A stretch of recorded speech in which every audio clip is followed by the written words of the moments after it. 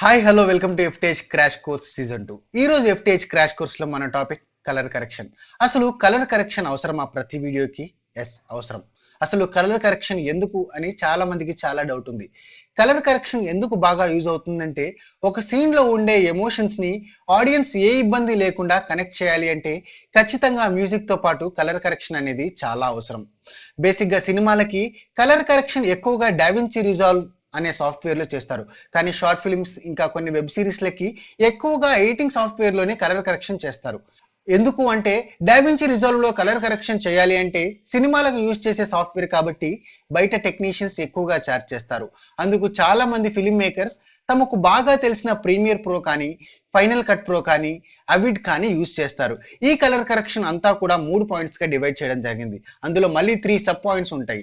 Major గా ఉండే points colour, saturation, exposure. ఇందులో మళ్ళీ సబ్ పాయింట్స్ అవి ఏంటి అంటే shadows, mid tones and whites.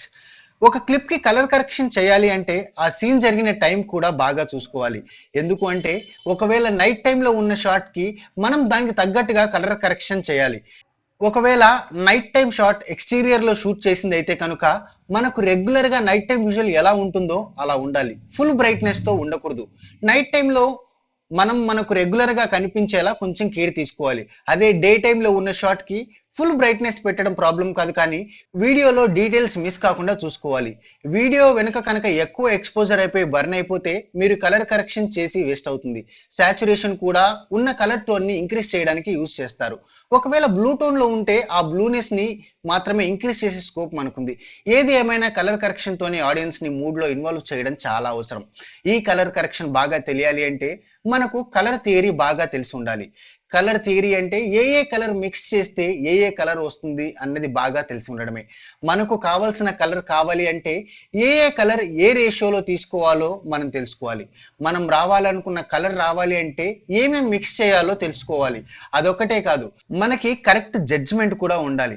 Video కనుక ఫోన్లో చూస్తే ఎలా వస్తుంది, థియేటర్లో చూస్తే ఎలా వస్తుంది, టీవీలో చూస్తే ఎలా వస్తుంది అన్నది కూడా జడ్జ్ చేయగలగాలి. చాలా చోట్ల క్యాలిబ్రేటెడ్ మానిటర్స్ యూజ్ చేస్తారు. ఎందుకు అంటే క్యాలిబ్రేటెడ్ మానిటర్స్ లోనే ట్రూ కలర్స్ తెలుస్తాయి అంటారు కాబట్టి. ఇది రోజు F.T.I.H క్రాష్ కోర్స్. మీకు మరింత ఇన్ఫర్మేషన్ కావాలంటే వెంటనే F.T.I.H లో జాయిన్ అవ్వండి.